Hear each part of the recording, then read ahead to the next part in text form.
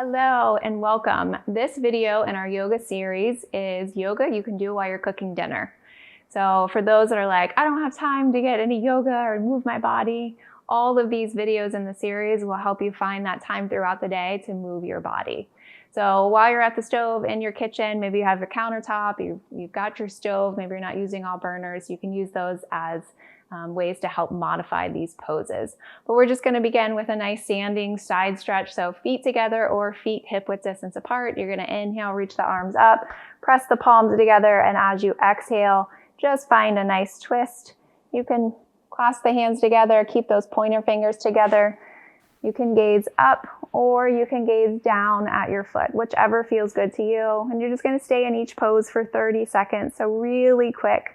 Inhale, come to center. Exhale, find that nice side stretch over to the other side of your body. And you can modify these. If this doesn't feel good for your shoulders, feel free to bring the hands to the hips and just stretch that way. Drop a hand, bring one hand up. So again, honor your body throughout your practice, whatever feels good. Inhale, come up, switch sides. We'll go through this one more time before we get to the next pose. Inhale to center. Exhale, find that nice stretch. Inhale, center. Exhale, bring the hands through heart center. We always like to bring our hands to heart center to seal in that energy that we're creating. And then we're going to come into tree pose. So you can place your toe tips on the floor if you have shoes on, or if you don't have shoes on, maybe you reach that foot to the inside of the shin.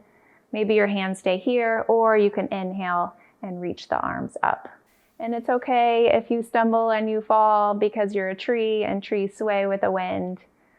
But find that focal point. Use the breath. Extend through the fingertips. Open that hip up. And then we'll just switch sides. Shake out the legs a little bit and then come onto the next side. Again, do what you did on the other side, on this side. So if you were on your toe tips or if you lifted that foot to your shin, your arms and hands were together, or if they were extended. Come into your tree pose. Find that focal point to find your balance. Breathe in and out through the nose. And remember, if we stumble and we fall, it's just yoga. And just come back into it. And then come back to a standing pose. We're going to come into a chair pose. So we're really using our legs in this series. So inhale, reach the arms up. As you exhale, bend the knees. And just like you're sitting in a chair, come to chair pose. Again, if your shoulders, they feel tight, this doesn't feel good, bend the elbows. Or just come to prayer pose, just like this. Really work those legs. You can also add some movement. Inhale, reach up. Exhale, bend the knees. Just like chair pose squats here. So finding that little last bit of energy. Complete dinner, get the kids to bed, whatever you may need for your body, or you can remain just like this in your chair pose. And just hold.